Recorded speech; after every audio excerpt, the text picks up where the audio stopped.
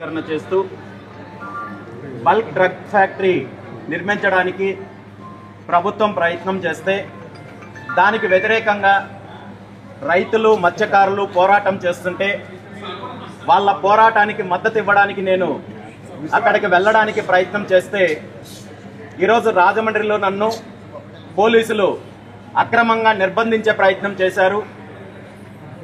ఈ రాష్ట్రంలో పరిస్థితులు ఎలా ఉన్నాయంటే భారత రాజ్యాంగమో అంబేద్కర్ గారు రాసిన రాజ్యాంగం కాకుండా తాలిబాన్ రాజ్యాంగమో రెడ్ బుక్ రాజ్యాంగం లాంటి వాటిని అమలు చేసే ప్రయత్నం ప్రభుత్వం చేస్తోంది। దానికి కొంతమంది పోలీస్ అధికారులు తొత్తుల్లో వ్యవహరించి దోపిడీదారులకు గూండాదారులకు మద్దతుగా రైతులను అణచివేసే దిశగా మత్స్యకారులను అణచివేసే దిశగా పోరాటం చేస్తున్న వాళ్ళని అణచివేసే దిశగా అక్రమ కేసులు పెట్టే దిశగా ప్రయత్నం చేస్తున్నారు।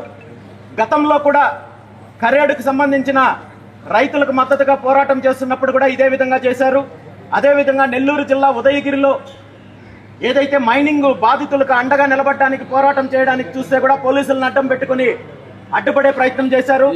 ఈ రోజు పాయకరావుపేట నియోజకవర్గంలో మత్స్యకారులకు జరుగుతున్న అన్యాయం పైన పోరాటం చేయాలని చూస్తుంటే ప్రజాస్వామ్యబద్ధంగా న్యాయపరంగా పోరాటం చేయాలని చూస్తుంటే పోలీసులు వీధి రౌడీల్లాగా ప్రవర్తించి ఈరోజు దౌర్జన్యం చేసే కార్యక్రమం చేస్తున్నారు।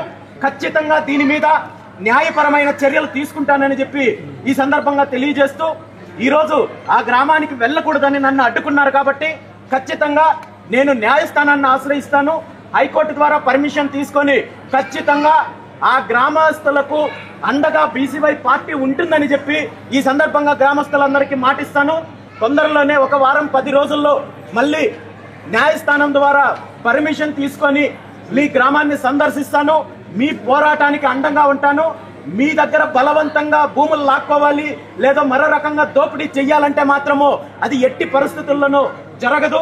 ప్రభుత్వానికి నిజంగా చిత్తశుద్ధి ఉండి పారిశ్రామిక అభివృద్ధి చేయాలి లేదా కంపెనీలను తీసుకురావాలంటే ఈ రాష్ట్రంలో లక్షలాది ఎకరాలు బీడు భూములు ఉన్నాయి।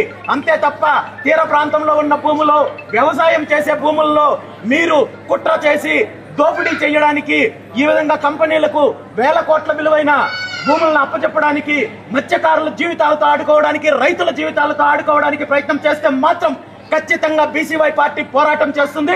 మీకు తగిన బుద్ధి చెప్తామని చెప్పి ఈ సందర్భంగా తెలియజేస్తూ ఈరోజు గ్రామస్తులను ఎవరినైతే అక్రమంగా నిర్బంధించారో అక్రమంగా అరెస్ట్ చేశారో వాళ్ళందరినీ కూడా బేషరతుగా విడుదల చేయాలని చెప్పి పోలీస్ డిపార్ట్మెంట్ ని కోరుకుంటున్నాను। మీరు దౌపిడీదారులకు దౌర్జన్యం చేసే వాళ్ళకి అండగా నిలబడటం మారి ప్రజల యొక్క రక్షణ కల్పించాల్సిన అవసరం ఉందని చెప్పి కూడా ఈ సందర్భంగా నేను పోలీసులకు సూచిస్తున్నాను। ఇలా ఎవరైతే పోరాటం చేస్తున్నారో లేదా రైతులపైనో లేదా మత్స్యకారులపైనో తప్పుడు కేసులు పెట్టడమో లేదా అధికారంలో ఉన్న వాళ్ళకి మీకు తొత్తుల్లో వ్యవహరిస్తే మీరు చరిత్రహీనులుగా మిగిలిపోతారు తప్ప మరొకటి ఉండదు। ఖచ్చితంగా రాబోయే రోజుల్లో ఈ పోరాటం కొనసాగుతుంది। న్యాయస్థానం ద్వారా పర్మిషన్ తీసుకొని మళ్ళీ ఆ గ్రామానికి వస్తాను। అవసరమైతే ఈ విషయానికి సంబంధించి కేంద్ర ప్రభుత్వ పెద్దలతో కూడా మాట్లాడే ప్రయత్నం చేస్తాను। ఖచ్చితంగా మత్స్యకారులకు న్యాయం జరిగేంత వరకు బీసీవై పార్టీ పోరాటం చేస్తుంది అనే విషయాన్ని ఈ సందర్భంగా తెలియజేస్తున్నాను।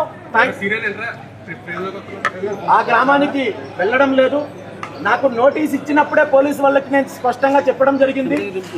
వాళ్ళు చాలా స్పష్టంగా చెప్తున్నారు మీరు గ్రామానికి వెళ్ళాలన్నా లేదా శాంతియుతంగా ఎవరికైతే బాధితులకు అండగా నిలబడాలన్నా బాధితులతో మాట్లాడాలంటే కూడా ఈ రాష్ట్రంలో కోర్టు పర్మిషన్ ఉంటే తప్ప వెళ్ళడానికి కుదరదు।